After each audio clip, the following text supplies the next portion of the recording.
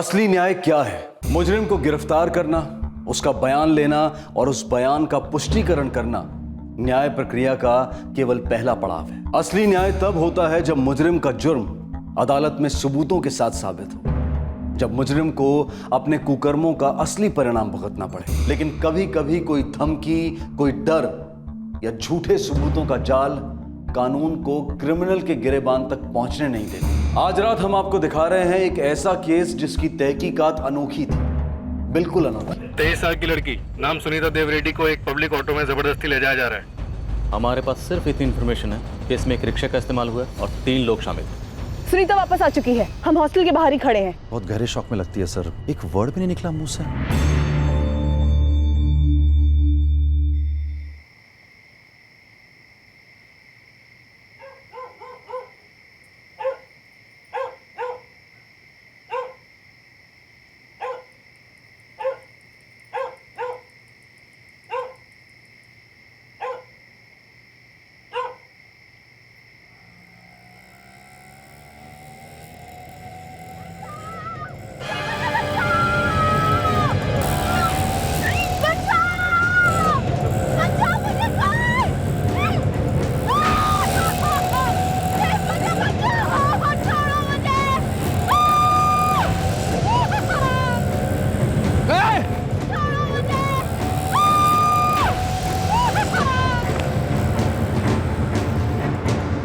वसंत, ये तो ladies stall है और रिक्शा से लड़की के चिल्लाने की आवाज भी आ रही थी। वो देखो, वहां पर्स गिरा।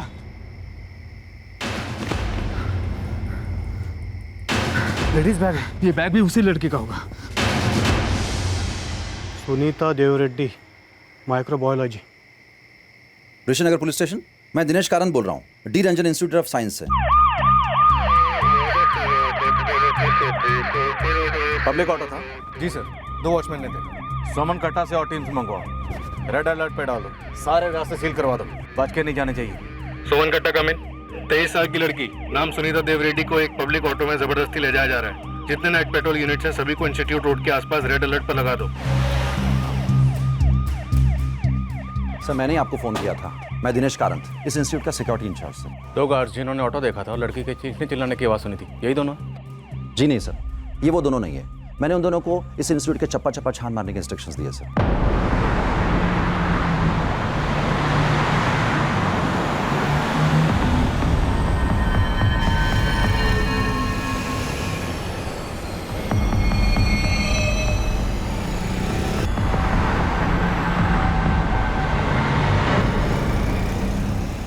दो और टीम्स भेजो, कैंपस और बाहर के सर्च पार्टीज भी बढ़ा दो। पब्लिक ऑटो रिक्शा था। वो मेरी रूममेट है सर, मेरा नाम आयशा हैदर। आपके पास उसका मोबाइल नंबर होगा, आपने फ़ोन करके पूछा वो कहाँ है? उसका फ़ोन स्विच ऑफ आ रहा है, मैंने कई बार ट्राई किया। कब से स्विच ऑफ आ रहा है? बस तब से जब से दिनेश सर ने मुझे पूछा कि वो कहीं बाहर गई है। हेलो, मैं दिनेश कारंत बोल रहा हूँ, सिक्योरिटी इंचार्ज। जी सर। सुनीता देव रेड्डी तुम्हारी रूममेट कहीं बाहर गई है? जी सर, वो तो लाइब्रेरी गई है। कैंपस के 2 वॉचमैन ने मुझे अभी इन्फॉर्म किया है, शायद सुनीता को अगवा किया गया है। क्या? उन्हें सुनीता का पर्स मिला है और आई कार्ड भी। देखो, तुम फिक्र मत करो, मैं अभी पुलिस को इन्फॉर्म कर रहा हूँ। बस तुम उसके मोबाइल पर फोन करो, शायद उससे बात हो पाए। मैं उसे अभी फ़ोन करती हूँ। मैंने तुरंत सुनीता का फ़ोन ट्राई किया, पर तब से फ़ोन स्विच ऑफ है। बचाओ, मुझे बचाओ प्लीज, कोई है?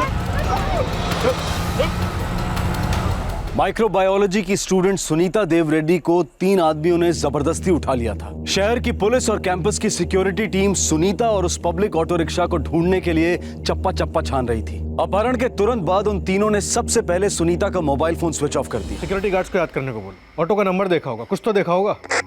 तुम दोनों में से किसी ने ऑटो का नंबर देखा? नहीं साहब, ऑटो एकदम तेजी से निकल गया, कुछ देख नहीं पाए हम लोग। और साफ कोहरा भी था, इसीलिए। सॉरी सर, दोनों ने कुछ नहीं देखा, ना ऑटो का नंबर ना कुछ और। सर, अभी तो कुछ भी हाथ नहीं। और आदमी मंगाओ, हमदौरा, राय के तिपुलाश्री, तीनों स्टेशन से और पेट्रोल टीम मंगवाओ। सर, सुनीता कहाँ की रहने वाली थी? सर, सुनीता बेलगाम को बिलोंग करती है, मैंने उसके पेरेंट्स को इन्फॉर्म कर दिया है। आयशा, सुनीता का कोई बॉयफ्रेंड? No sir. कोई ऐसा जो उसे कॉलेज में परेशान कर रहा हो, धमका रहा हो? नहीं, अगर कोई होता तो वो मुझे ज़रूर बताती। इतनी रात को सुनीता कहाँ गई थी? सर, वो लाइब्रेरी गई थी। लेकिन इतनी रात को? सर, वो एक्चुअली हमारे सेमेस्टर के एग्जाम्स चल रहे हैं, तो डिनर के बाद उसे कुछ बुक्स रेफर करनी थी।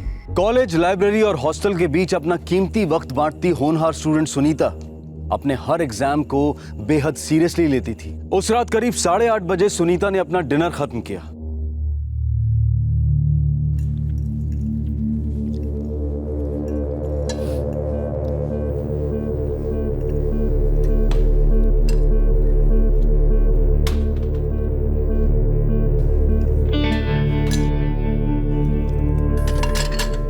सुन आयशा, मैं ना जरा लाइब्रेरी होके आती हूँ।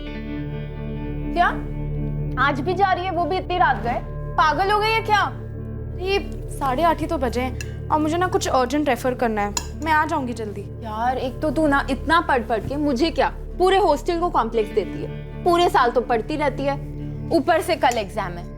अब इतनी रात को क्या भाग दौड़ कर रही है? अरे वो लाइब्रेरी में ना एक नई बुक आई है, उससे रेफरेंस ले लूंगी ना तो मुझे चैन नहीं आएगा। मैं 11 बजे तक आ जाऊंगी ना। अच्छा सुन, जब तक तू नहीं आएगी ना मुझे भी नींद नहीं आएगी। जल्दी आना। तो क्या इंस्टीट्यूट की लाइब्रेरी पूरी रात खुली रहती है? नहीं सर, लाइब्रेरी टाइमिंग सुबह 8 से रात के 8 तक होते हैं सर। लेकिन सेमेस्टर एग्जाम से 1 महीना पहले लाइब्रेरी सुबह 8 से रात के 11:30 तक ओपन रहती है सर।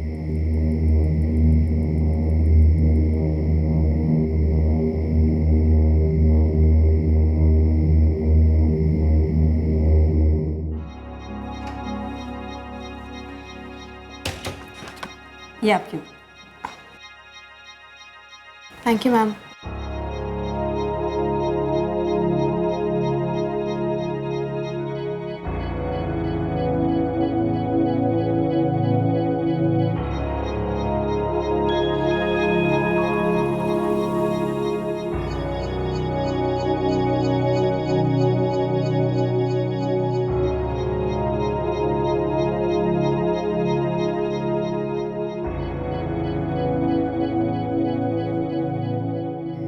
करीब 11:15 बजे सुनीता लाइब्रेरी से चली गई। वो लास्ट स्टूडेंट थी। Thank you Pramila ma'am. हो गई पढ़ाई? जी। कल के एग्जाम के लिए all the best. Thank you. Good night. Good night.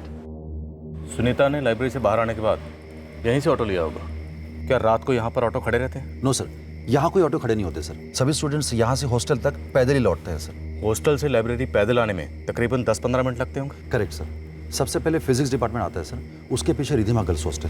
Pramila जी, हाँ? लाइब्रेरी 11:30 बजे तक खुली रहती है ना? जी। तो क्या आप 11:30 बजे तक लाइब्रेरी में ही थी? नो सर, सुनीता के जाने के बाद मैंने 11 बजे तक वेट किया। कोई स्टूडेंट नहीं आया। मुझे लगा अभी कोई आएगा भी नहीं, इसलिए लाइब्रेरी लॉक करके मैं क्वार्टर्स चली गई। सर, पूरा कैंपस 3 बार घूम गया, कुछ भी नहीं मिला।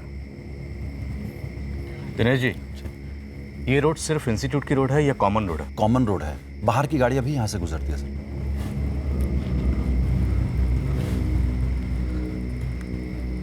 तो हो सकता है कि वो ऑटो बाहर का हो।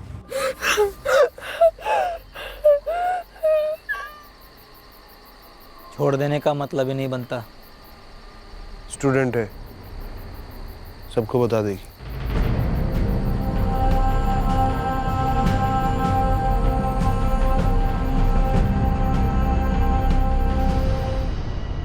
हम इंस्टीट्यूट के पीछे की तरफ है, दीवार के पास जंगल रोड है। अब हम वहाँ देखने जा रहे हैं। सुनीता मैम, सुनीता आ गई।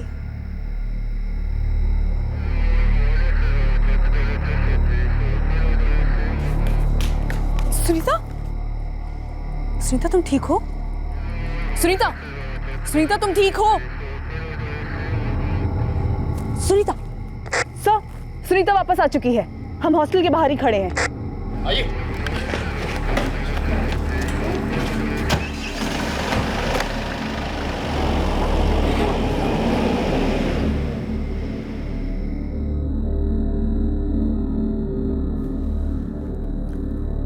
सुनीता, मैं जानता हूँ इस वक्त आपकी हालत ठीक नहीं है, पर क्या प्लीज़ आप हमें बता सकती हैं कि जो लोग आपको ऑटो में उठाकर लेके गए थे वो कौन थे, कहाँ लेके गए? प्लीज़ बताइए। आप वापस कैसे आए? सर, मुझे नहीं लगता सुनीता अब कुछ कहने की पोजीशन में। सर,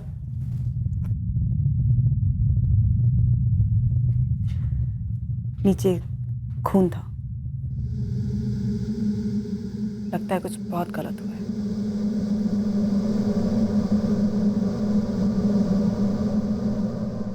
विद्या, हम लोग बाहर जा रहे हैं, तो मुझसे बात करके कुछ तो पता करो। हमें उस रिक्शा को ट्रैक करना ही होगा। Yes sir. Arvind, Dinesh ji please बाहर।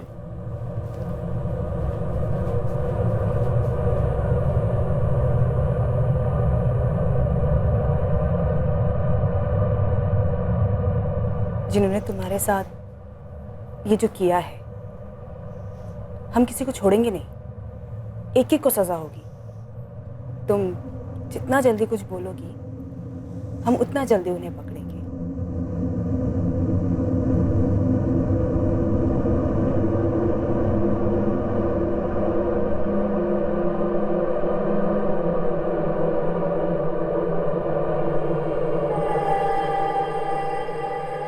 बहुत गहरे शौक में लगती है सर। एक वर्ड भी नहीं निकला मुंह से। होप उसके साथ कुछ उल्टा सीधा ना हुआ हो। यही जानने के लिए हमें उसका मेडिकल कराना बेहद ज़रूरी है, पर वो इस वक्त इतने गहरे सदमे में है कि हम उसे मेडिकल के लिए नहीं ले जा सकते। सर सुनीता के पेरेंट्स कल सुबह पहुंच जाएंगे, हो सकता है उनके सामने वो कुछ बोल पाए। दिनेश जी, उसके साथ क्या हुआ इसका अंदाज़ा हमें ऑलरेडी है। हम सिर्फ उसका मेडिकल करवा कर अपने शक को पक्का करना चाहते हैं। शायद माँ बाप के आने के बाद उनके सामने वो ज़रूर कुछ बोले।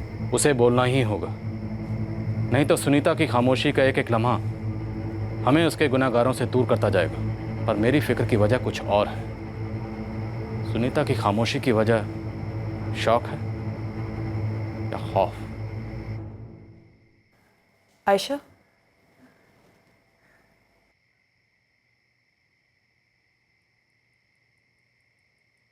उसे नहाने मत देना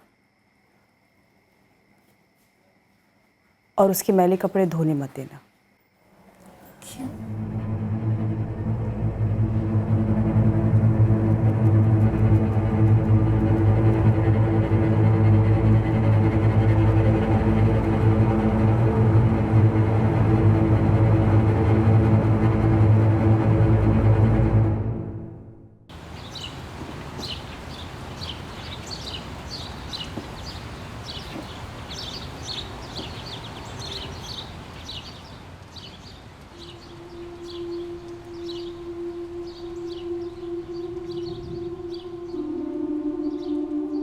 मैंने सुनीता के लिए डीन से बात की है और सुनीता, उन्होंने कहा है कि तुम चाहो तो आज के एग्जाम से और बाकी सारे पेपर से ड्रॉप ले सकती हो। वो तुम्हारा री एग्जामिनेशन करवाएंगे।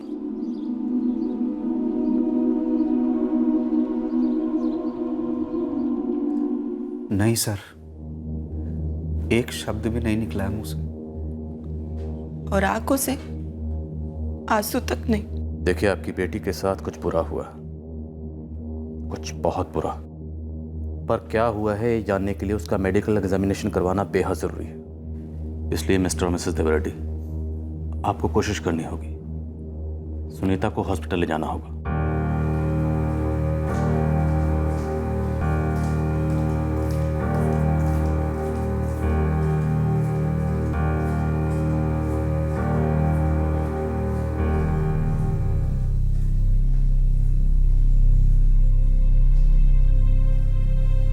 ठीक है, आप भी अंदर आ सकती हैं।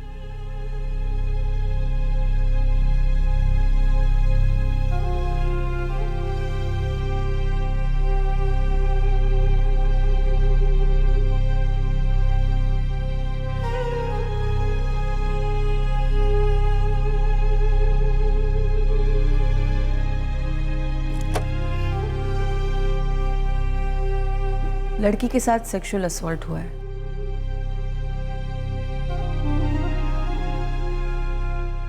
गैंग रेप है।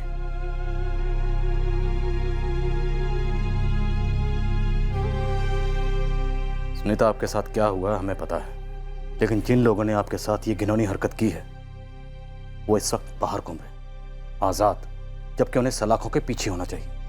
लेकिन जब तक आप हमें कुछ बताएंगे नहीं, हमारे लिए कुछ भी कर पाना मुश्किल होगा। इसलिए आपका जो भी दर्द है, जो भी डर है, बस कुछ देर के लिए अपने से अलग करिए और हमें बताइए आपके साथ एग्जैक्टली क्या हुआ और कैसे हुआ।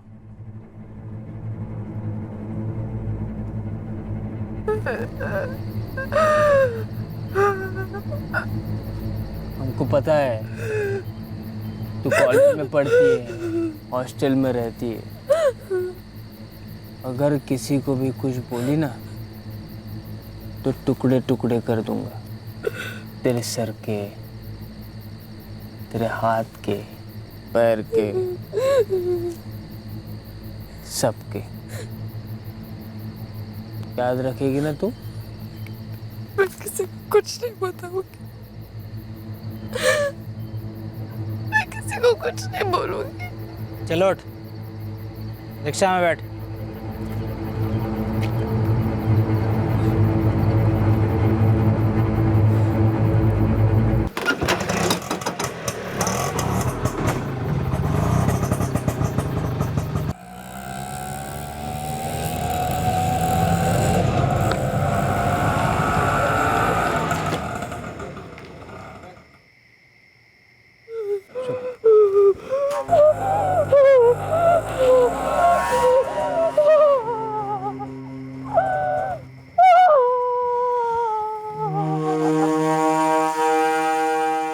कितने लोग थे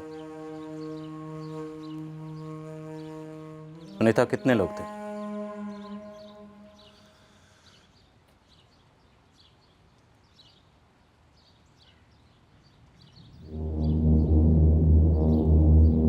एक आगे ड्राइवर और दो पीछे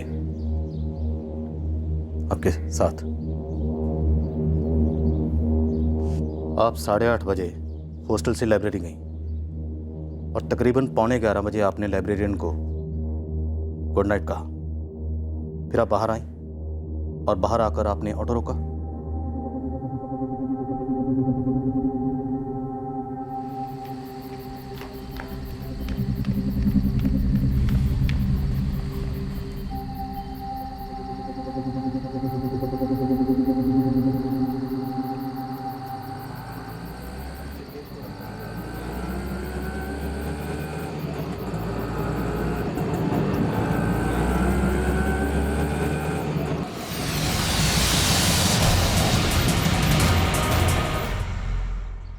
क्या आप उन लोगों को पहचानती हैं? उन तीनों में से किसी को भी आपने कभी पहले देखा था कहीं भी आते जाते? लड़ेगी ना, दोनों को दर्द होगा। अगर किसी को भी कुछ बोली ना तो हम तुझे हमेशा के लिए खामोश कर देंगे। सुनीता, याद करो उस ऑटो के बारे में, उन लोगों के बारे में, उस जगह के बारे में जहां वो आपको लेकर गए। प्लीज कुछ बोलो, प्लीज बोलो, क्योंकि वक्त निकला जा रहा है। सुनीता के साथ जो हुआ उसका गहरा सदमा लगा था उसे। ऊपर से उस धमकी ने सुनीता के गले को घोंट रखा था। उसकी जुबान पर खामोशी का ताला लगा हुआ था। इस ताले का खुलना बेहद जरूरी था, क्योंकि पुलिस को अब तक सिर्फ इतना मालूम था कि सुनीता को 3 लोग ऑटो रिक्शा में उठाकर कहीं ले गए थे और उन्होंने उसके साथ सामूहिक बलात्कार किया था। तहकीकात शुरू करने के लिए यह बहुत ही कम जानकारी थी, लगभग ना के बराबर। हमारे पास अभी तक इतनी इंफॉर्मेशन है कि वो 3 लोग थे, एक ऑटो ड्राइवर, 2 पीछे। उन 3 लोगों ने सुनीता को लाइब्रेरी से हॉस्टल जाते वक्त ऑटो में बिठाया। अब सवाल यह है कि बिठाया कैसे? लिफ्ट देकर या जबरदस्ती? सर, अगर लिफ्ट ऑफर किया होता तो इसका मतलब ये होता कि वो जो 2 पैसेंजर थे वो शायद सुनीता की पहचान के थे। पहले उन्होंने लिफ्ट ऑफर किया, उसके बाद रेप किया, फिर शायद ऑटो वाले ने भी साथ दिया होगा रेप में। सर, अगर वो लोग सुनीता के पहचान के नहीं भी थे और उसे जबरदस्ती उठाया तो शायद उन्हें पता था कि सुनीता उस वक्त लाइब्रेरी से आने वाली है। अगर पहचान वाले नहीं थे तो कैसे पता चलता? सर, मैंने सुनीता की रूममेट आयशा से बात की थी। उसका कहना है कि सुनीता अक्सर रात में लाइब्रेरी में पढ़ने जाया करती थी। सर, वैसे तो लगभग पिछले 1 हफ्ते से सुनीता रोज लाइब्रेरी जा रही थी, लेकिन परसों वो काफी देर से गई। सुनीता पे हमला करने वाले 3 लोग थे। क्या ऐसा हो सकता है उसमें से एक या फिर 2 उसके जानने वाले हों? शायद इंस्टीट्यूट के कोई स्टूडेंट हों जिन्होंने उसे लिफ्ट ऑफर की हो और उसके रोज के शेड्यूल के बारे में भी जानते हो कि वो हर शाम या रात को लाइब्रेरी जा रही है। आई एम सॉरी सर, इस सब के बारे में मैं कुछ नहीं कह सकती। सुनीता ही बेस्ट पर्सन होगी आपको ये सब बताने के लिए।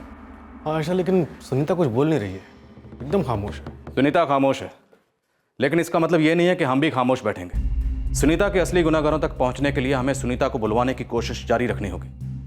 अरविंद, एक काम करो, जितने रिक्शा यूनियंस हैं सबके लीडर्स को यहाँ हाजिर करो। इससे पहले कि रिक्शा के अंदर वालों को इसकी जानकारी मिले, हमें रिक्शा का ढूंढ निकालना होगा। सर। विद्या, लड़की को बुलवाने की कोशिश करती रहो। मैं जानता हूँ वो लड़की चुप है, कुछ नहीं बोल रही है, लेकिन इसका मतलब ये नहीं है कि हम उस लड़की के बोलने का इंतजार करेंगे और कुछ नहीं करेंगे। जितनी जल्दी हो सके हमें इस केस का खाता खोलना है।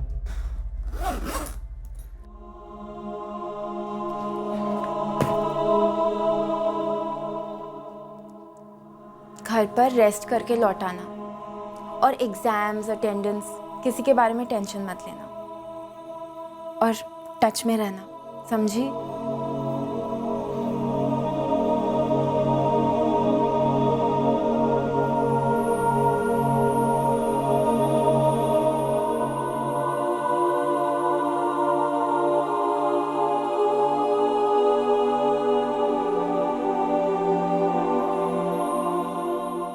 बागलकोट में जितने भी रिक्शाज हैं वो सारे आप दोनों के यूनियंस के अंडर आते हैं? हाँ साहब, मेरे यूनियन में 140 ऑटो है। और सर मेरे यूनियन में आज की डेट में 223 है। सर, सुनीता की रूममेट आयशा का फोन आया था। सुनीता अपने माँ बाप के साथ घर जा रही है। उसे फोन करके समझाओ कि जब तक इन्वेस्टिगेशन पूरी नहीं होती वो लोग नहीं जा सकते। जी सर। अरविंद, अगर जरूरत पड़ी तो खुद जाकर मनाओ उन्हें। हमें उन तीनों आरोपियों को किसी भी सूरत में पकड़ना ही है। अब सुनीता को कुछ बोलना ही पड़ेगा। लेकिन क्यों? आपको तो मालूम ही है कि मेरी बेटी किस हाल में है। हाँ सर, लेकिन आपको ये भी समझना चाहिए कि आपकी बेटी के साथ ऐसा हुआ कैसे, किसने किया ये सब। देखिए सर, अगर अभी आप घर चले गए ना तो हमारे लिए आपकी बेटी सुनीता के गुनहगारों को पकड़ना लगभग नामुमकिन हो जाएगा। मैं सब समझता हूँ मैडम, लेकिन आप लोग भी तो समझने की कोशिश कीजिए ना। मेरी बेटी इस वक्त एक शब्द बोलने की हालत में नहीं है। अगर वो यहाँ रहेगी तो उसकी हालत और खराब होती जाएगी।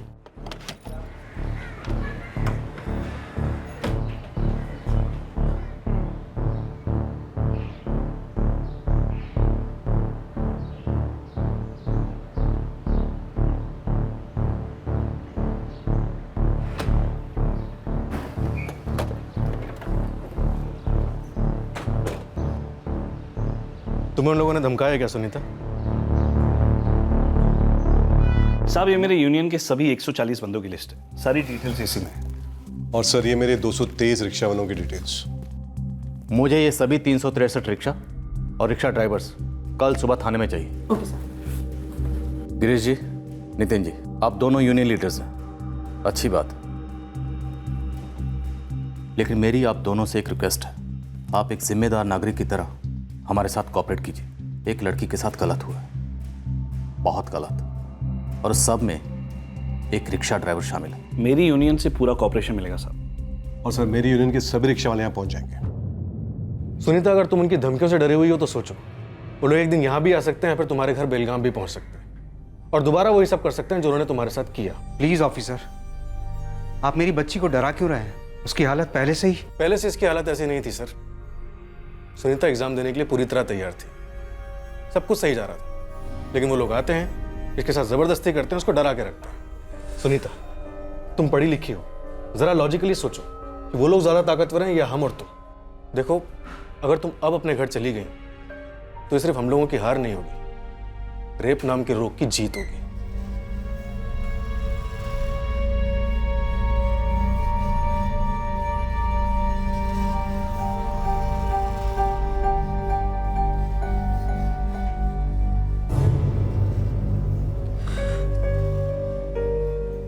मैं घर नहीं जाऊंगी सर। गुड, अब अपने दिमाग से सारा डर निकाल दो। देखिए, आप इसके साथ यहीं रुकिए और इसका अच्छे से ख्याल रखिए। किसी भी चीज की जरूरत पड़े तो हमें बताइए। अब वो लोग बच नहीं सकते।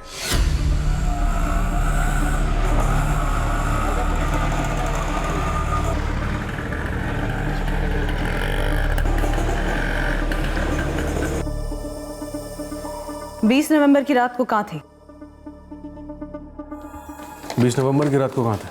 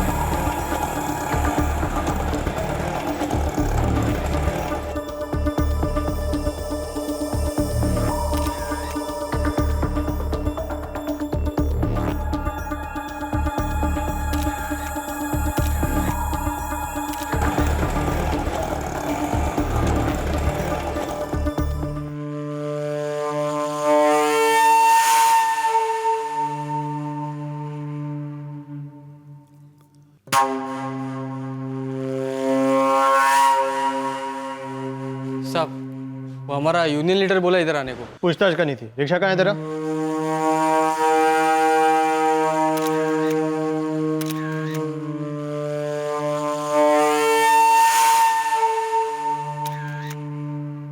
पेपर और बिल्ला लेके साहब से मिल ले जा।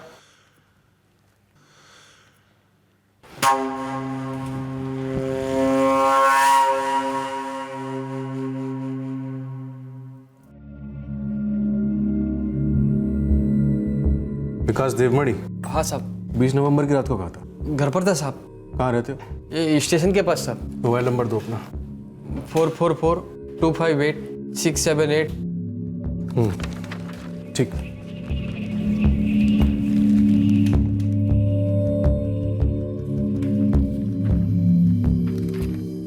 सर, हर रिक्शा वाले से क्वेश्चनिंग करी, पूरे 363 रिक्शा वाले, और हर रिक्शा को अंदर से भी स्कैन किया। कहीं आउट ऑफ सिटी का कोई रिक्शा तो नहीं था?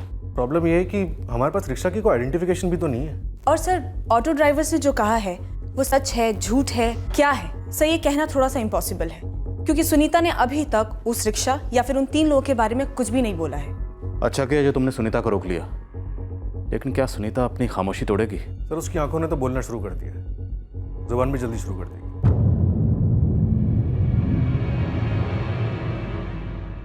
बागलकोट में जितनी भी रिक्शा हैं, ये उनकी तस्वीरें। इन तस्वीरों को गौर से देखो। अगर आप गौर से देखोगी तो हर रिक्शा में आपको कुछ ना कुछ फर्क नजर आएगा। देखिए इन तस्वीरों को और याद करिए जिस ऑटो में वो आपको लेके गए थे, क्या उससे मिलता जुलता कुछ इन तस्वीरों में है?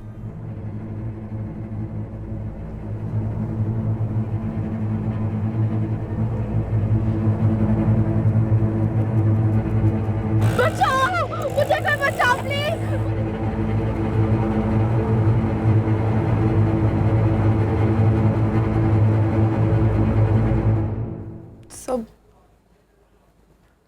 सब एक जैसे लग रहे। देखो आई नो कि देखने में सारे रिक्शा एक जैसे लगते हैं, लेकिन अगर बारीकी से देखो तो हर रिक्शा में कुछ ना कुछ फ़र्क ज़रूर होता है। जैसे सीट का कलर, और वो कोई फिल्म स्टार की फ़ोटो होती है, या ड्राइवर्स अपने सामने जब भगवान की मूर्ति लगाते हैं और वो अंदर डेकोरेशन का सामान। एक मिनट मैं दिखाता हूँ। ये देखो, जैसे ये एक स्टिकर है और एक स्टिकर ये है ना, दोनों अलग अलग। इसी तरह से हर ऑटो में कुछ ना कुछ फ़र्क होता है। अपने जहन पर जोर डालो और याद करने की कोशिश करो, क्या इन तस्वीरों में वो ऑटो है जिस ऑटो में वो आपको लेके गए थे?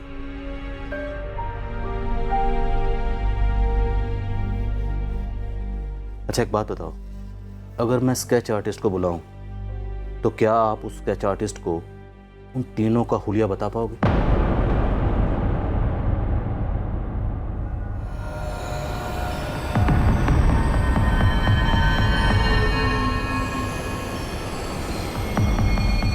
डरो मत, बिल्कुल भी मत डरो।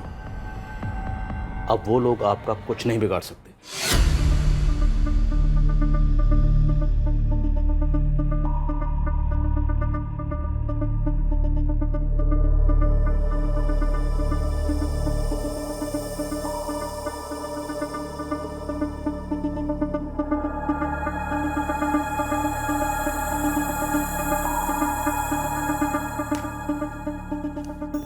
क्या लगता है आपको, सुनीता ने जो आपको हुलिया बयान किया उससे आपको इन स्केचेस को बनाने में कितनी मदद मिली? मुझे तो लगता है उसको पता तो सब कुछ है, लेकिन वो बताना नहीं चाह रही कि वो तीनों कैसे दिखते हैं। सब सुनीता डरी हुई है, धमकाया होगा उसे, शायद इसलिए कुछ नहीं बोल रही है। समझ सकता हूँ डरी हुई और कुछ नहीं बोली, लेकिन इसका मतलब ये नहीं है कि हम कोशिश करना छोड़ दें। अंधेरे में सही, लेकिन हम तीर चलाते रहेंगे, और तब तक चलाते रहेंगे जब तक तीर निशाने पर नहीं लग जाता। सर, जिस तरह से लड़की को उठाया जाता है, गैंग रेप किया जाता है और फिर धमकी देकर छोड़ दिया जाता है, हो सकता है ये लोग हिस्ट्री शीटर्स हो, शायद किसी गैंगमैन के लोग हों जो परोल या बेल पे बाहर आए हों और सुनीता के साथ ये कांड कर दिया। एक काम करो, खबरी नेटवर्क को एक्टिव करो, लेकिन उन्हें बता देना कि हमारे पास कोई क्लू नहीं है। हमारे पास सिर्फ इतनी इन्फॉर्मेशन है कि इसमें एक रिक्शा का इस्तेमाल हुआ और 3 लोग शामिल थे। सर अरविंद, इसका चीज़ भी ले जाओ, लेकिन उन्हें बता देना कि पॉसिबल है कि क्रिमिनल्स की शक्ल इन स्केचेस से बिल्कुल ना मिलती हो। Okay sir. सब सुनीता थोड़ा और कोऑपरेट करती तो हम सारे ऑटो ड्राइवर्स की आइडेंटिफिकेशन परेड करवा सकते थे। बिल्कुल करवा सकते। ये पहला ऐसा केस है जहां हम सस्पेक्ट का नहीं बल्कि विक्टिम का मुंह खुलवाने के लिए इतनी कोशिशें कर रहे हैं। पर ये हमारा पहला ब्लाइंड केस तो नहीं। हमारा काम है मुजरिम को उसके अंजाम तक पहुंचाना, और वो हम पहुंचा के रहेंगे।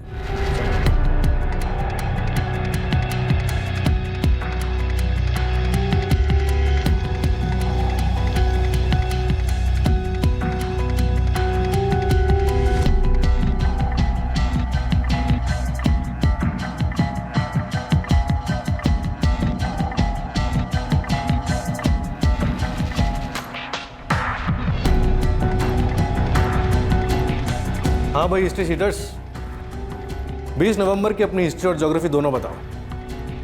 कहाँ थे, क्या कर रहे थे?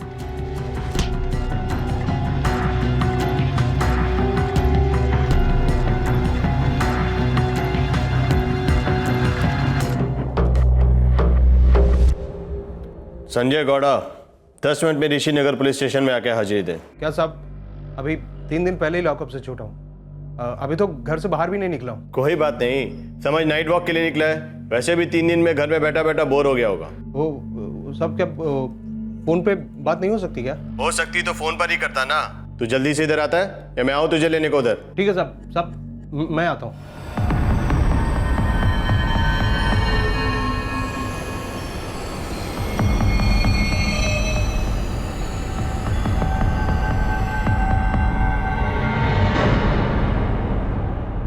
सर 54 हिस्ट्री शीटर से क्वेश्चनिंग करी, उनके स्टेटमेंट्स वेरीफाई किए, क्रॉस चेक भी किए। और सर जहां भी डाउट लगा 2 बार 3 बार क्वेश्चनिंग की है सर। और कुछ हाथ नहीं आया, एक भी सुराग नहीं मिला। एक बात है सर, थोड़ी अजीब। बोलो। सर एक हिस्ट्री शीटर है संजय गौड़ा, परसों बता रहा था 3 दिन पहले जेल से छूट कर आया है। मैंने कॉल किया, बोला आज आप बात करनी है, नहीं आया सर। ठीक है साहब मैं आता हूँ। मैंने आज दोबारा कॉल किया सर, फिर से बित्तू के बहाने बनाने लगा। क्या रे संजय गौड़ा, बहुत मस्ती चढ़ी है, आता हूँ बोल के आया नहीं अभी तक। सॉरी सर, वो अचानक से मुझे इधर मैंगलोर आना पड़ा। वो क्या है कि मेरी बड़ी अम्मा की तबीयत बहुत खराब है। अगली गाड़ी पकड़कर बागलकोट पहुंच और स्टेशन से सीधा ऋषि नगर पुलिस स्टेशन आ। इस बार टाला तो बहुत बुरा फंसेगा। नहीं सर, मैं बस 1 घंटे से मैं निकलता हूँ इधर से। नहीं आया सर, और आज मोबाइल स्विच ऑफ करके बैठा है। क्या हिस्ट्री है संजय गौड़ा की? सर चोरी के केसेस में 2 बार जेल काट चुका है और झूठ बोल रहा था कि 3 दिन पहले जेल से छूट के आया है। हो सकता है किसी और केस में इन्वॉल्व हो और पुलिस से डर रहा हो। होने को तो ये इस केस में भी शामिल हो सकता है। हो सकता है। कोई फोटो है संजय गौड़ा की? सर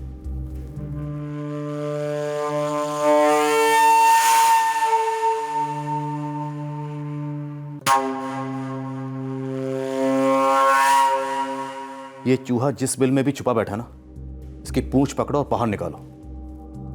ये जितना हमसे दूर भाग रहा है मेरे शक को उतना ही पुख्ता कर रहा है। विद्या, यस सर।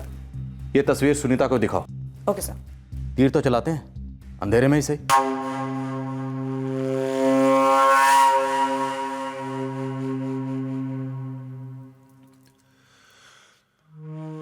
अगर तूने अपना मुंह खोला ना तो हम तुझे हमेशा के लिए खामोश कर देंगे।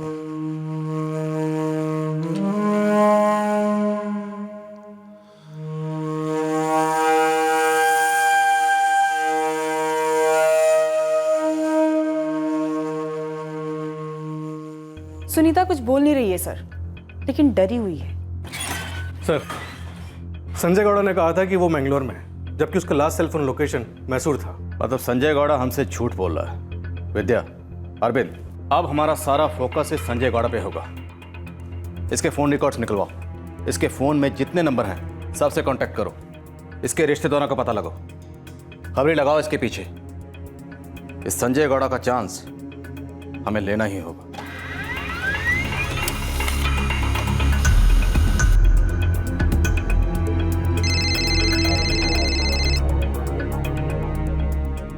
हाँ राजू बोल। वो हिस्ट्री शीटर है ना संजय गौड़ा, कुछ मिला उसके बारे में? हाँ साहब, उसके 2 दोस्त थे, एक जीतू धारवाड़कर और दूसरा ललित पड़की। दोनों भी टपोरी है साहब। और वो संजय ने जीतू से कुछ बात की थी, बोला था कि उसने कुछ बड़ा कांड किया। यार वो संजय है ना, वो साला बहुत बुरी हालत में है। बहुत बुरा लग रहा है यार उसे। किस बात का बुरा लगा? कुछ किया है उसने? कांड हुआ ना। कांड मतलब वो इंस्टीट्यूट वाला जो लड़की को उठाकर रेप हुआ था? ये संजय गौड़ा भी शामिल था क्या इस गैंगरेप में? साहब आप एक बार बात कर लो जीतू और ललित से। इस जीतू दड़वड़कर और ललित पड़की दोनों को उठाओ प्यार से, किसी को खबर नहीं लगनी चाहिए। ये ले। पूरा खत्म करना होगा, समझी?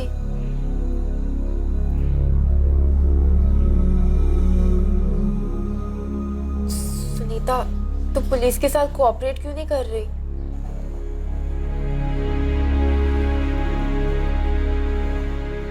पुलिस कुछ नहीं कर सकती आयशा। पुलिस ने कहा है कुछ नहीं होगा, वो पूरी प्रोटेक्शन देंगे। कब तक आयशा? वो लोग उस दिन मुझे मार डालने वाले थे।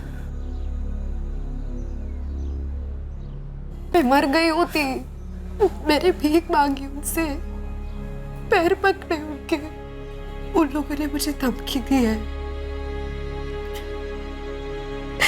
कि मैंने अगर किसी से कुछ भी कहा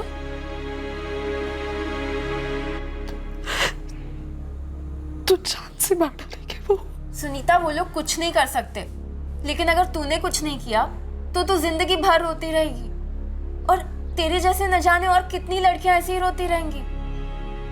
तू ये बात समझती क्यों नहीं? क्योंकि तुम लोग कभी नहीं समझ पाओगे कि मुझ पे क्या गुजरी है, क्या भुगता है मैंने। मैं मर चुकी हूँ आयशा, मैं अंदर से मर चुकी हूँ।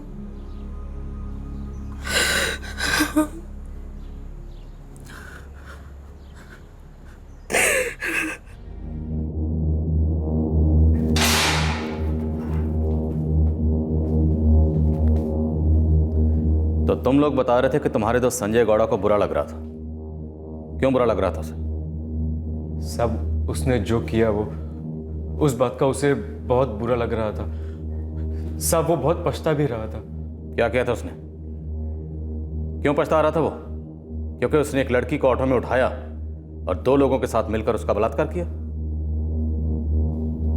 हाँ साहब। ए संजय, क्या है बे? इतना टेंशन में क्यों है तू? वो पुलिस स्टेशन से फोन आया था, बुला रहे हैं, मैं जा नहीं रहा हूँ। अबे तुझे क्यों बुला रहा है बे? तू जा क्यों नहीं रहा है? वो जिन जिन का पुलिस रिकॉर्ड है ना, उन सबको बुला रहे हैं। हाँ पता है यार, वो इंस्टीट्यूट वाला कांड हुआ है ना यार, बहुत गलत हुआ है यार। वो बेचारी लड़की यार अपना मुंह भी नहीं खोल रही है यार। ए संजय, तुझे इसके बारे में कुछ पता है क्या? इसलिए नहीं तू जा रहा पुलिस स्टेशन? ए बोलना यार संजय, तुझे मालूम है क्या ये साला रेप किया किसने यार? अब मतलब अपने पहचान में से कोई है क्या? उस रेप केस में 3 लोग थे, उन 3 में से एक मैं तो साला। 2 दिन पहले संजय गौड़ा ने तुम लोगों को बताया कि वो सुनीता के बलात्कार में शामिल था, लेकिन तुम लोग सुनकर चुपचाप बैठे हो। साहब वो हमें पता नहीं था कि वो सच बोल रहा है कि झूठ बोल रहा है। साहब वो इतना पिया हुआ था, हमें लगा ऐसे ही कुछ बड़बड़ा रहा है। इतना बड़ा कांड करके कोई बड़बड़ाता है क्या? अगर वो पिए हुए था, तुम लोगों ने जानने की कोशिश की कि वो सच बोल रहा है झूठ बोल रहा है? अभी बोलो ना साहब, मारना मत। जो जानते हो सब सच बोलो, वरना तोड़ के रख दूंगा। उस दिन उसके साथ 2 लोग और कौन थे? संजय, तेरे अलावा उस रेप केस में और 2 जन कौन थे? विकास देवमनी और गोविंद हेगड़े। साहब हम सच कह रहे हैं, हमें नहीं मालूम था कि संजय सच बोल रहा है या हमें गोली दे रहा है। साहब हमें तुम लोग मिले कहाँ पे? बार उस रात इतना मजबूत पिया ना, मतलब होश ही नहीं था।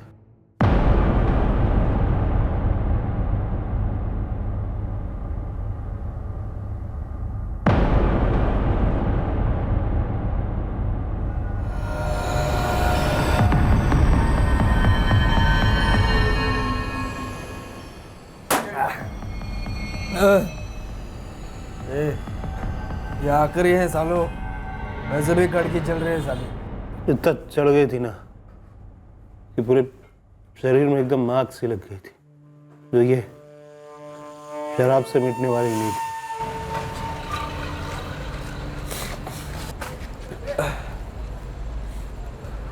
अरे बाप रे यार, दो दो दिख रहा है। विकास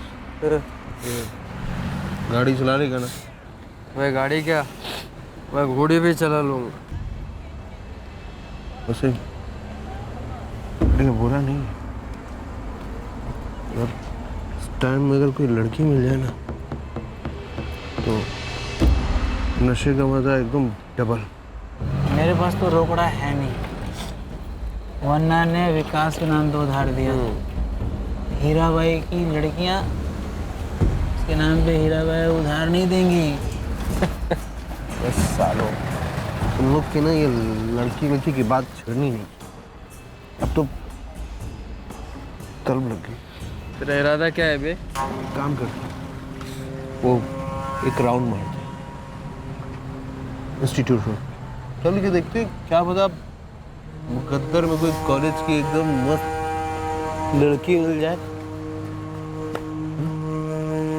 चल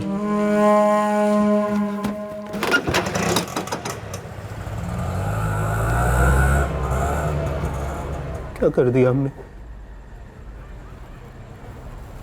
क्या कर दिया? वो लड़की बहुत मासूम थी, साला ऐसा लग रहा था शरीर के अंदर कोई जानवर घुस गया हो। कोई होश नहीं, कोई समझ नहीं, बस एक के बाद एक के बाद एक। उस लड़की का चेहरा याद आता है ना तो ऐसा लगता है अपना चेहरा कहाँ छुपा दूं। मैं तुम लोगों के आगे हाथ जोड़ती हूँ, मुझे जाने दो। हम लोगों ने यार बहुत गलत काम कर दिया, एक लड़की की जिंदगी बर्बाद कर दी। संजय गौड़ा ने तुम लोगों को इतना सब कुछ बताया, तुम लोगों को लगा कि वो सिर्फ नशे में बड़बड़ा रहा है। संजय गौड़ा कहाँ है? वो मैंगलोर में नहीं है, इतना हम जानते हैं। उसके फोन की लोकेशन से हमें इतना तो पता है कि वो मैसूर में है। मैसूर में कहाँ है वो? बच्चों की कसम मुझे कुछ नहीं मालूम साहब। साहब उसका कल रात को फोन आया था, मैंने उसे बोला था कि पुलिस के सामने पेश हो जा। नहीं यार, मैं पुलिस के पास नहीं जाऊंगा, मुझे बहुत डर लग रहा है। गैंग रेप किया है तूने, इतना बड़ा जुर्म, कभी किसी को पता चला और कभी पब्लिक के हाथ लग गया तो टुकड़े टुकड़े कर देंगे तेरे। जेल ही तेरे लिए महफूज जगह है संजय, मेरी बात मान ले। उसके बाद उसने फोन बंद ही रखा है, पता नहीं कहाँ है, क्या कर रहा है साहब। साहब मैंने भी उससे फ़ोन कर मनाना चाहा था, लेकिन उसका फ़ोन बंद आ रहा है। और अगर हमारा कुछ गलत करने का इरादा होता या हम उसे बचाना चाहते तो आपके खबरी राजू के सामने हम मुंह क्यों खोलते साहब? सर, संजय गौड़ा का फ़ोन स्विच ऑन हो गया, लोकेशन बागलकोट दिखा रहा है। अपने दोस्त से बात करोगे?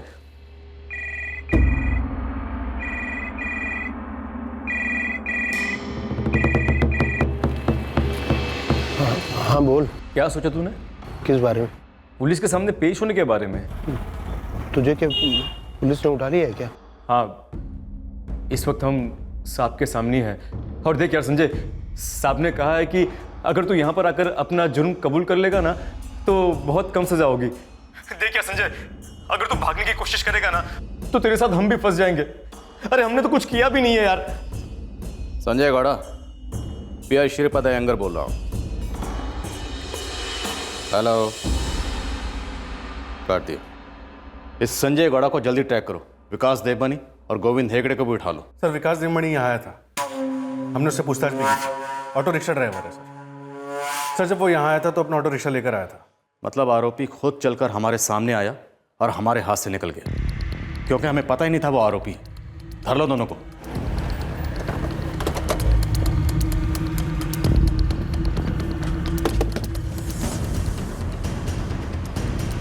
जी? विकास देवबनी घर पे। विकास चलो उठ। साहब क्या हुआ साहब? कुछ तो बोलो साहब, क्या किया मैंने? साहब कहाँ लेके जा रहे हैं मुझको साहब? लोकेश, इसका ऑटो लेकर आओ। साहब मेरे भाई को क्यों लेकर जा रहे हैं साहब? विकास साहब मेरी बात सुनो ना साहब। सर, ऑटो ड्राइवर विकास देवमणि कस्टडी में है। संजय गौड़ा का फोन अभी भी स्विच ऑफ जा रहा है, लेकिन हमने उसे ट्रैकिंग पे डाल रखा है। पर सर, गोविंद के घर का एड्रेस नहीं है हमारे पास। पूरी फोर्स लगा दो। खबरियों से कहो कि संजय गौड़ और गोविंद हेगड़े की पूरी कुंडली निकालें। अब इस केस को क्लोज करने का वक्त करीब आ गया, बस थोड़ी कसर बाकी है।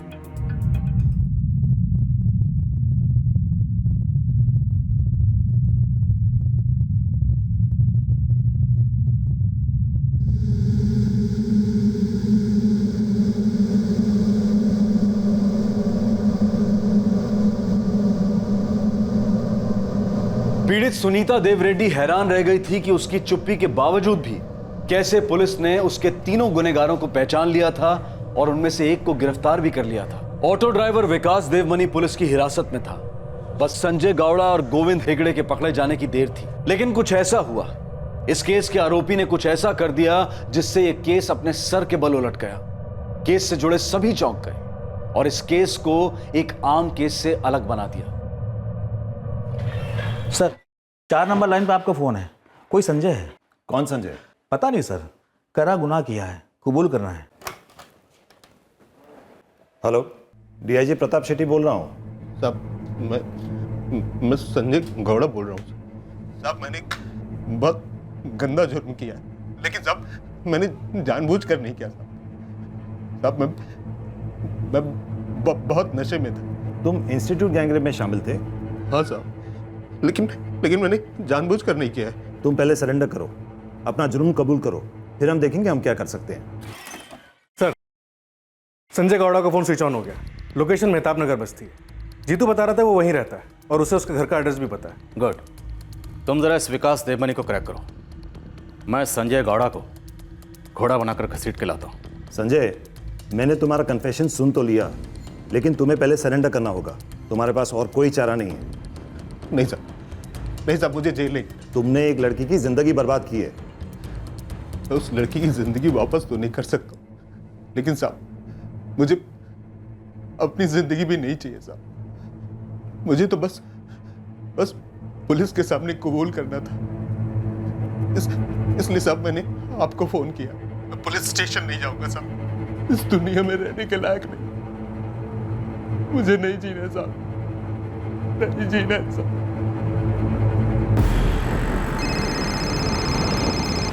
सर, भयंकर इंस्टीट्यूट गैंगरेप का अक्यूज संजय गौड़ा, उसने मुझे कॉल किया। जी सर, हम उसी को उठाने जा रहे हैं, मेहताब नगर बस्ती। जल्दी पहुंचो ऑफिसर, वो सुसाइड की धमकी दे रहा है। उसे ये मौका मत देना। Yes sir. मैं चप्पा फुल स्पीड।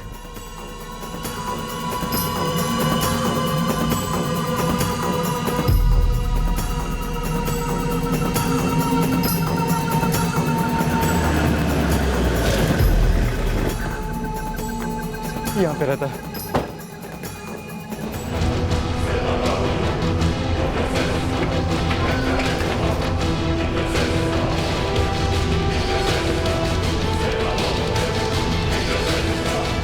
सर, ये कर रहा है।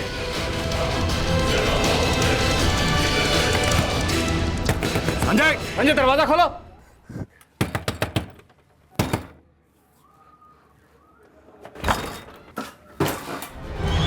सर, अगर ये संजय होश में आता है तो इसका कन्फेशन ले लेते हैं। विकास देवमणि की क्या रिपोर्ट है? टूट नहीं रहा है सर, एक ही बात पे अड़ा हुआ है। इन सब में इन्वॉल्व नहीं है। नहीं साहब, नहीं साहब, मैंने कुछ नहीं किया साहब। मुझे फंसाया जा रहा है साहब। मैं सच कह रहा हूँ साहब, मैं घर पर ही था साहब। मेरे भाई को भी पूछ लो, सब चंदन को कसम से साहब। ऑटो रिक्शा कस्टडी में ले लिया सर। सर, अब तो सुनीता को अपना मुंह खोलना ही पड़ेगा। उसकी खामोशी में बहुत भारी पड़ सकती है।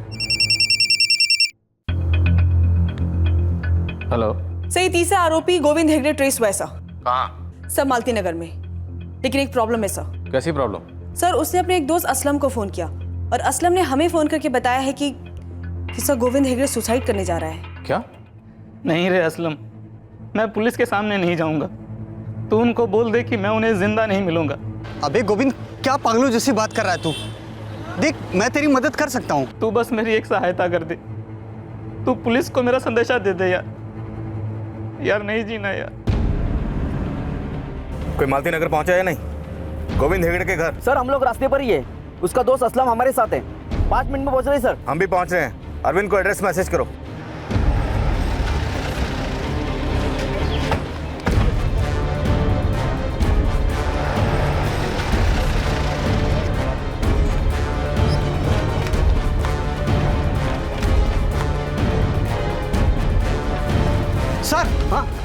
का घर।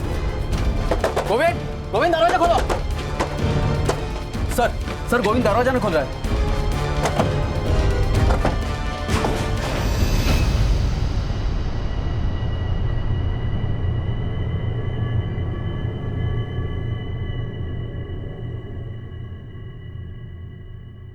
सुनीता, ये तीनों इस वक्त हमारी हिरासत में है।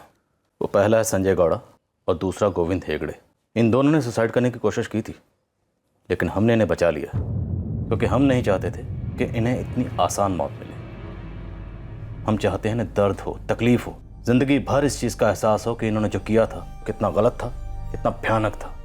लेकिन इन्हें सज़ा दिलाने के लिए अब आपको बोलना ही होगा। हाँ बेटे, दे दो अपना स्टेटमेंट। बता दो बेटी, सब कुछ बता दो।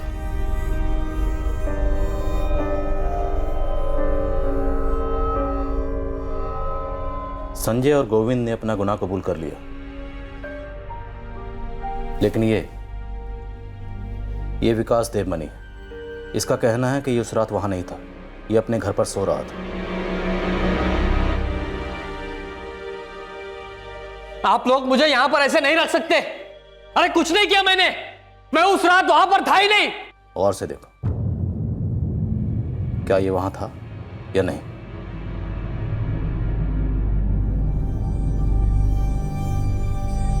नहीं था। इन तीनों के साथ साथ हमने उस रिक्शा को भी कस्टडी में ले लिया है जिसमें वो आपको उठाकर ले गए थे। बस अब एक बार, सिर्फ एक बार इन तीनों को आइडेंटिफाई कर लीजिए और उस रिक्शा को आइडेंटिफाई कर, फिर हम चार्जशीट फाइल करेंगे, मुकदमा चलाएंगे और ये तीनों जिंदगी भर जेल में सड़ेंगे। लेकिन अब भी अगर आप आगे नहीं आए और मुंह नहीं खोला तो हमें मजबूरन इन्हें छोड़ना पड़ेगा। प्लीज अपना बयान दे दो, अपने लिए, कानून के लिए, समाज के लिए। प्लीज अपना स्टेटमेंट दे दो, प्लीज।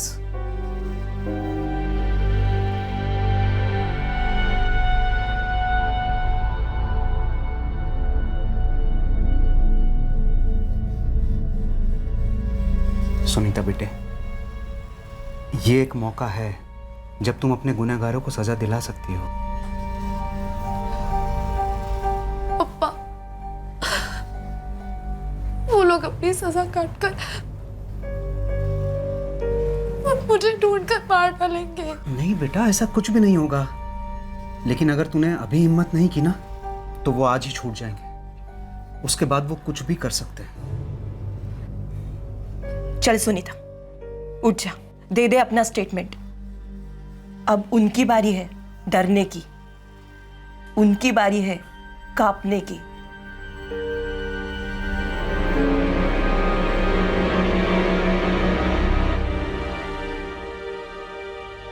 गैंगरेप के दो आरोपी संजय गौड़ा और गोविंद हेगड़े अपनी जान देने चले थे, लेकिन पुलिस ने उन्हें बचा लिया ताकि उन्हें उनके किए की सजा मिल सके। संजय गौड़ा और गोविंद हेगड़े दोनों कह रहे थे कि उन्हें अपने किए पर पछतावा है। दोनों ने अपना जुर्म भी कबूल कर लिया था और उन्होंने यह स्टेटमेंट भी दिया था कि विकास उनका तीसरा साथी था और ऑटो विकास चला रहा था। लेकिन विकास अपना जुर्म कबूल करने से साफ इनकार कर रहा था। अब इस केस की डोर विक्टिम सुनीता के हाथों में थी। या तो वो बयान देकर अपने आप के लिए न्याय पा सकती थी, या फिर वो डर की काल कोठरी में बैठकर अपने आप को दर्द की उम्र कैद दे सकती थी।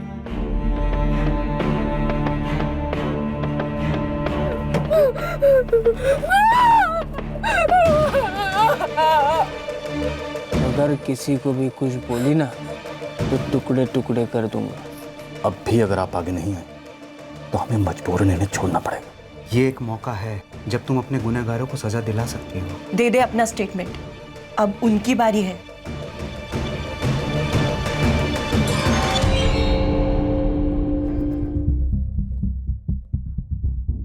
सुनीता के बयान के मुताबिक उसके साथ रेप करने वाला वो तीसरा शख्स विकास देवमनी ही था। लेकिन सर, विकास तो अड़के बैठा है कि वो शामिल नहीं था। लेकिन ये तो पक्का है सर, उसके ऑटो रिक्शा का इस्तेमाल हुआ है। सब सुनीता ने अपने बयान में विकास के ऑटो रिक्शा के अंदर की एक एक डिटेल दी है।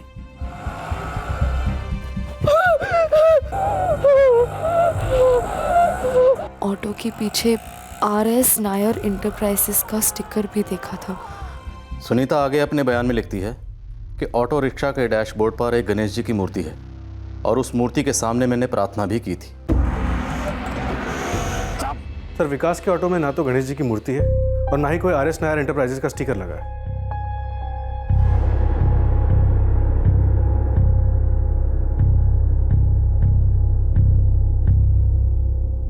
अरविंद, ये मूर्ति और स्टिकर तो आराम से चेंज किए जा सकते हैं। हाँ, लेकिन विकास मान नहीं रहा है सर, और बार बार एक ही बात कह रहा है कि वो उस रात घर पर ही था। हमारे पास सुनीता की स्टेटमेंट है, उसकी मेडिकल रिपोर्ट है, 3 आरोपियों में से 2 के बयान है, संजय और गोविंद के।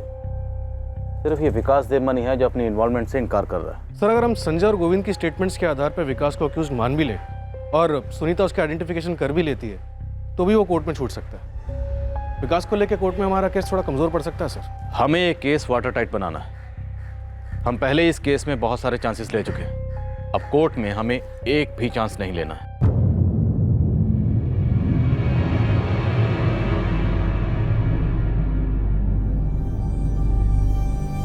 आओ सुनीता, चलो।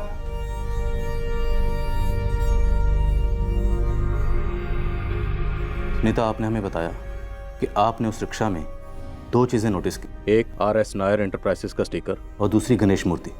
ये दोनों चीजें उस रिक्शा में थी। देखो सुनीता, असली मुजरिम तक पहुंचने के लिए हमारे पास सही इंफॉर्मेशन का होना बहुत जरूरी है। इसलिए मैं आपसे पूछ रहा हूं कि आप श्योर हो? क्योंकि उस वक्त आप डरी हुई थी, स्ट्रेस में थी, हो सकता है आपको कुछ याद ना रहा हो, आपने वहां कुछ और देखा हो, इस वक्त आपको कुछ और याद आ रहा हो। ऐसी कोई बात तो नहीं है?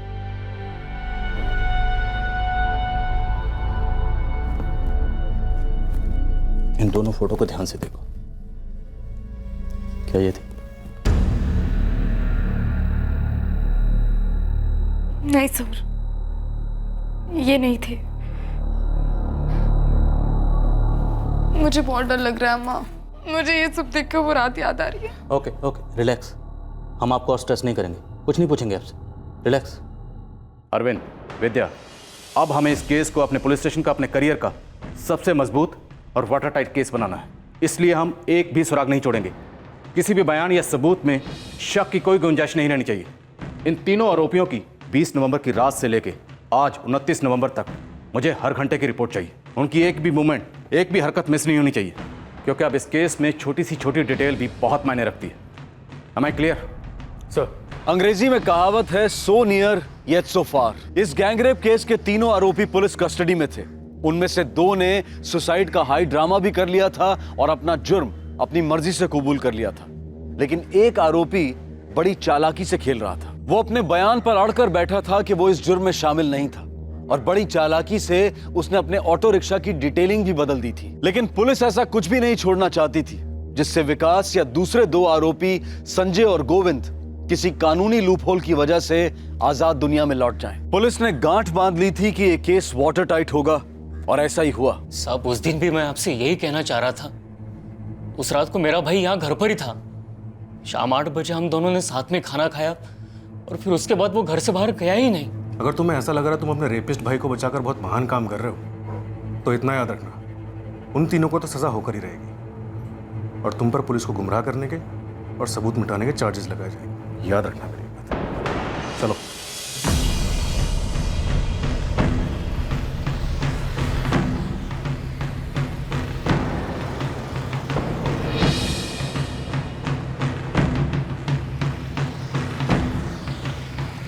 सब ये चंदन देवमनी शादीशुदा है, उसे 5 साल का एक बच्चा भी है, और उसकी बीवी और बच्चा उसके बीवी के मायके में। मायके का एड्रेस निकलवा राजू, चंदन की बीवी से पता करते हैं इसके देवर की सच्चाई क्या है। वो क्या सर, जो ऑटो सर्विस के लिए आता है उसमें स्टिकर लगाते हैं अपना। सभी ऑटो पर? हाँ सर, हर बार चिपकाते नहीं है, कभी अभी ऑटो वाले ले लेते हैं, बाद में लगा देते हैं या नहीं लगाते हैं, इसमें कोई फिक्स नहीं है सर। अच्छा, बता सकते हो 20 और 29 नवंबर के बीच ये ऑटो यहाँ सर्विसिंग के लिए आया था? ऐसा देखकर बताना मुश्किल है सर, मुझे रिकॉर्ड चेक करना पड़ेगा। चेक करके बताओ मुझे। हाँ साहब, पक्का। संजय ने मुझे बताया था कि वो लोग किसी बार में बैठे थे, उन्होंने खूब पी थी साहब, और वहां से वो इंस्टीट्यूट रोड भी गए थे। उस रात संजय गौड़ा ने तुम लोगों से जो भी कहा वो सब इसमें लिखो, एक एक शब्द, और उसके बाद साइन करो। कौन सी बार में बैठे थे उस रात? मुरली अन्ना के। चंदन अन्ना, कुछ भी हो जाए आप घुटने मत टेकना। देखो मैं तो कुछ नहीं बोलूंगा, लेकिन वो लोग तेरी भाभी तक पहुंच गए तो? अन्ना कुछ भी करो लेकिन मुझे यहाँ से निकालो। मेरे को जितना करना था किया विकास। ऐसा मत बोलो अन्ना, ऐसा मत बोलो। वो संजय और गोविंद डरपोक निकले, हो गई गलती, लेकिन एक गलती के लिए जिंदगी भर अंदर सड़ना पड़ेगा क्या? हाँ मैडम, पिछले एक हफ्ते में मैंने ऐसी मूर्ति एक ही बेची थी। आपको कैसे याद है कि एक ही मूर्ति बिकी? ये देखिए मैडम, ये इसलिए मुझे याद है, पिछले हफ्ते मैंने ऐसे एक ही पीस बेची थी। फिर तो आपको कस्टमर भी याद होंगे। इसने खरीदी थी?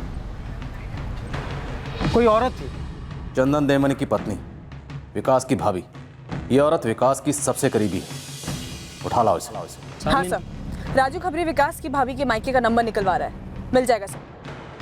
साहब, मैं इन तीनों को अच्छे से पहचानता हूँ, मैंने पढ़ा भी इन तीनों ने क्या किया। तुम्हें गवाही देनी होगी। 20 नवंबर की रात को ये तीनों यहाँ पे बैठ के दारू पी रहे थे। पक्का दूंगा साहब, इन तीनों ने काम इतना गंदा किया है। और एक बात है साहब। क्या? ये विकास है ना, ऑटो ड्राइवर, ये यहाँ पे एकदम रेगुलर है, हफ्ते में 2-3 बार पक्का बैठता है। पिछली बार जब उसके पास पैसे नहीं थे तो मैंने उसे उधारी दी।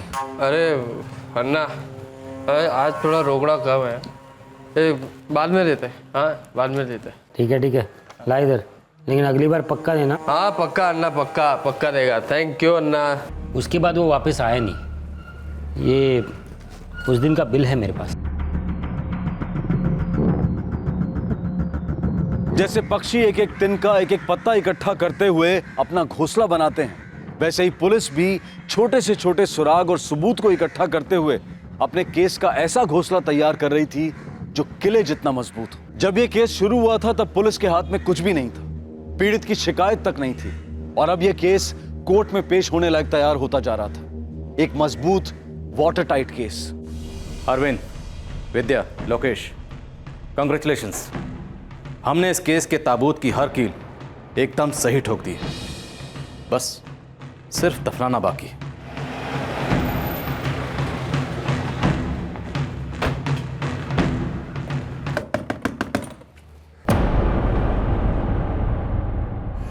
डर लग रहा है? डरना भी चाहिए, क्योंकि तुम्हारी जिंदगी अब खतरे में है। क्या बोल रहे हैं साहब? वही जो तुम्हारी पत्नी भागीरथी ने हमें बोला। वो मेरे पति ने मुझे भेजा था देवी माँ की मूर्ति खरीदने के लिए। क्यों भेजा था मालूम है? नहीं मालूम साहब, उसने मुझसे कहा कि मूर्ति लेके आओ। विकास के ऑटो में से गणपति जी की मूर्ति निकाली और कहा उतनी बड़ी होनी चाहिए। समझी ना कैसी मूर्ति? हाँ जी हाँ, समझ गई।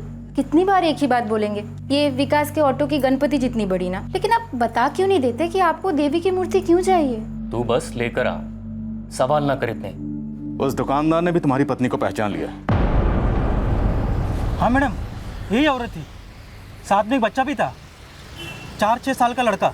अब अगर इस सब में तुम्हारी पत्नी भी शामिल हुई तो तुम पति पत्नी दोनों जेल में सड़ोगे, और तुम्हारे किए की सजा भुगतेगा तुम्हारा मासूम बच्चा। बोलो, सच क्या है? तुम अकेले थे या तुम्हारी पत्नी भी इसमें शामिल थी?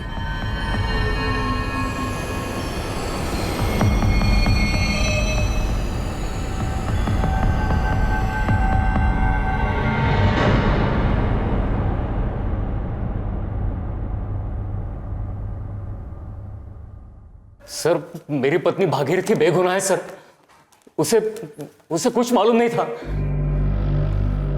पर हमें सब मालूम है। हमें मालूम है कि कौन गुनहगार है, कौन नहीं। हमें यह भी पता है कि तुम अपने भाई के जुर्म में कैसे शामिल हो, कैसे तुमने अपने भाई के जुर्म पर पर्दा डाला। हम जानते हैं विकास ने तुम्हें सब कुछ बताया था या नहीं? हाँ, बताया था। कब? उस रात जिस रात वो कांड करके आया था? जी नहीं, आप लोगों ने हर ऑटो वाले को यहाँ थाने बुलाया था, तब विकास डर के मारे थर-थर कांप रहा था। उसने सीधे उसके दोस्त संजय को फोन लगाया। अबे संजय, लड़की ने मुंह नहीं खोला तो क्या हुआ? पुलिस ने शहर के सारे ऑटो वालों को बुलवाया है। तू समझ रहा है कुछ? यार विकास, अब हमें कैसे मालूम कि उस लड़की ने हम लोग के बारे में बताया है या नहीं? और अगर बताया होगा ना तो हम तीनों के बारे में बताया होगा।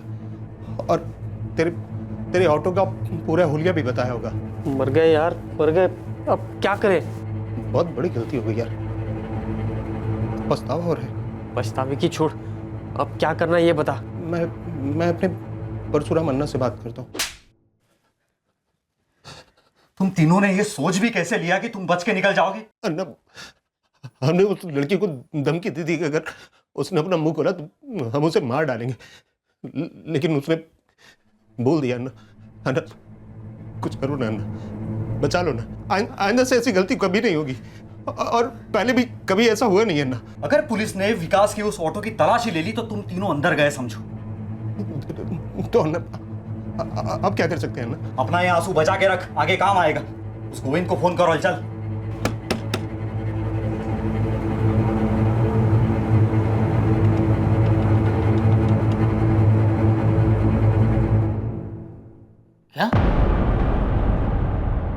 क्या कर दिया सालों तुमने? हम लोग ऐसे लोग हैं क्या? हाँ, तुम तीनों ने कैसे कर दिया? विकास चंदन, मारने के लिए बहुत टाइम मिल जाएगा। पहले ये फैसला करना है कि इन लोगों को बचाना है या नहीं। अरे सजा तो मतलब फांसी वांसी भी हो सकती है ना? वो नहीं पता, लेकिन ये लोग लंबा जाएंगे। क्या करें अब परशुराम, क्या करें?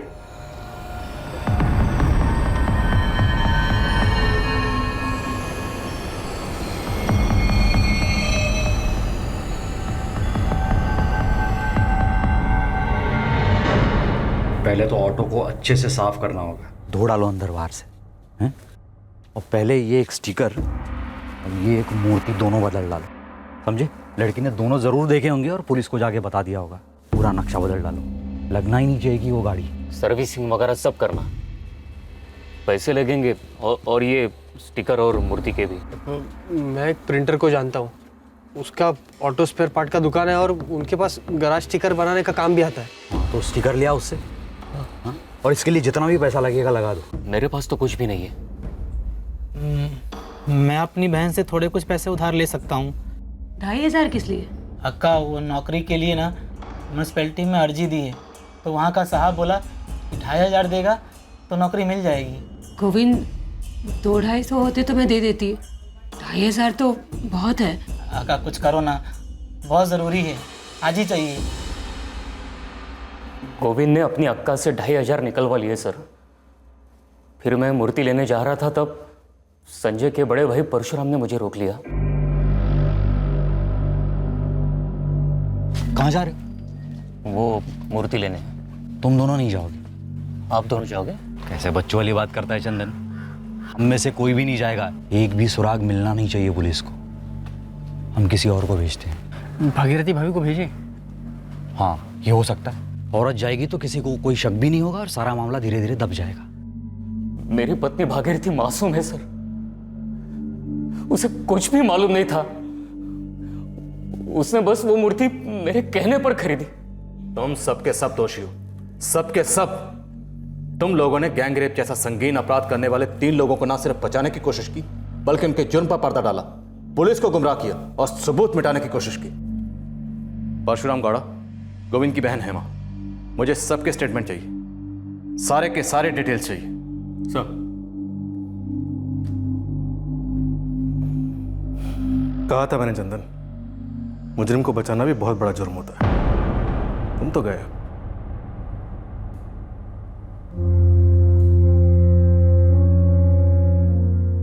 ऐसे संगीन जुर्म के शारीरिक घाव भले भर जाएं, पर मानसिक घाव लंबे अरसे तक तकलीफ देते हैं।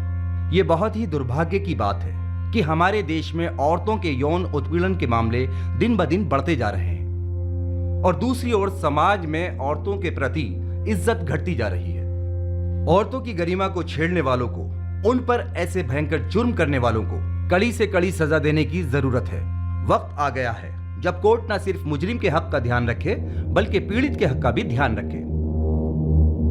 संजय गौड़ा, गोविंद हेगड़े और विकास देवमनी को आईपीसी की धारा 366 किडनैपिंग करने के लिए, धारा 376 डी सामूहिक बलात्कार करने के लिए, धारा 506 आपराधिक धमकी देने के लिए और धारा 34 ये सारे जुर्म एक ही मकसद से करने के लिए दोषी पाया गया। तीनों आरोपियों को आजीवन सश्रम कारावास की सजा सुनाई गई। हर एक आरोपी को 1 लाख रुपए जुर्माना भरने की सजा भी सुनाई गई। कोर्ट ने जुर्माने की रकम पीड़ित को मुआवजे के तौर पर दिए जाने का आदेश दिया। संजय गौड़ा के भाई परशुराम गौड़ा और विकास देवमणि के भाई चंदन देवमणि को आईपीसी की धारा 201 के तहत सबूत मिटाने के जुर्म में दोषी पाया गया। इन दोनों आरोपियों को 3 साल की सजा और साथ ही में हर एक को 5,000 का जुर्माना भरने की सजा सुनाई गई। सर, ऐसा नहीं है कि मैं बताना नहीं चाहती थी, लेकिन उनकी धमकी ने मानो मुझे पैरालाइज कर दिया हो। हम समझते हैं सुनीता, हम आपको दोषी नहीं ठहरा रहे। वो सिचुएशन ही ऐसी थी। आपकी जगह किसी भी बच्ची के साथ ऐसा हुआ होता तो शायद वो भी ऐसा ही करती। वो हादसा था ही इतना भयानक। सर, मैं जानती हूँ मेरी खामोशी के कारण आपको क्या क्या करना पड़ा, लेकिन मैं उस डर के चंगुल से निकल ही नहीं पा रही थी। उस रात वो मुझे मार डालने वाले थे, या शायद मार भी देते। खुदा ना खास्ता उन्होंने ऐसा किया होता तो वो दुनिया के किसी भी कोने में छुपे होते, तब भी हम उन्हें ढूंढ निकालते। तब उन्हें उम्र कैद नहीं, फांसी की सजा होती। सुनीता, जुर्म चाहे सोच समझ के किया जाए या एक पल के जोश में, पकड़े सभी जाते हैं। बस जरूरी सिर्फ इतना है कि विक्टिम उस जुर्म के डर में, उस जुर्म की याद में पकड़ा और जकड़ा ना रहे। खैर, जो हुआ उसे एक बुरा सपना समझ के भूल जाओ। अब आने वाले वक्त के बारे में सोचो।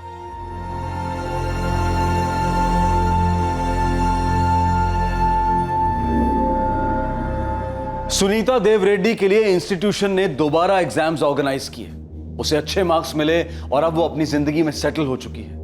और इस केस के सारे मुजरिम इस वक्त जेल में अपने किए की सजा काट रहे हैं। इस केस ने बहुत ही मजबूती से यह साबित किया कि क्राइम नेवर पेस। इस केस में पुलिस के हाथ में क्या था?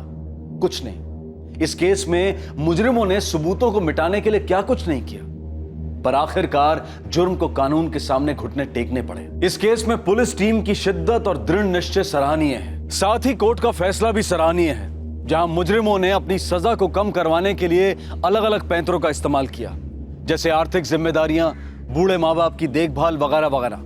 लेकिन कोर्ट टस से मस नहीं हुई और एक सटीक फैसला सुनाकर औरतों की सुरक्षा और गरिमा की हिफाजत के पक्ष में एक ठोस कदम उठाया। इस केस में एक और विषय उठा था, जब मुजरिमों ने पश्चाताप होने का दावा किया और बलात्कार जैसे अमानवीय जुर्म को शराब के नशे के जिम्मे डाल दिया। हमने पहले भी ये बात रखी है और दोबारा रख रहे हैं कि नशा इंसान के रिफ्लेक्सेस बदल सकता है, उसके मूल चरित्र को नहीं।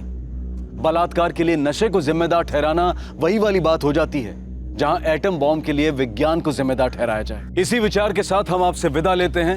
अब क्राइम पेट्रोल सतर्क में आपसे मुलाकात होगी अगले शुक्रवार को।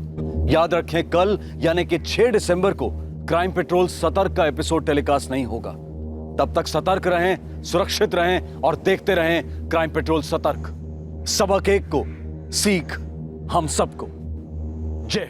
क्राइम पेट्रोल के और भी दिलचस्प कहानी देखने के लिए हमारे चैनल को सब्सक्राइब करें और बेल आइकॉन दबाना न भूलें।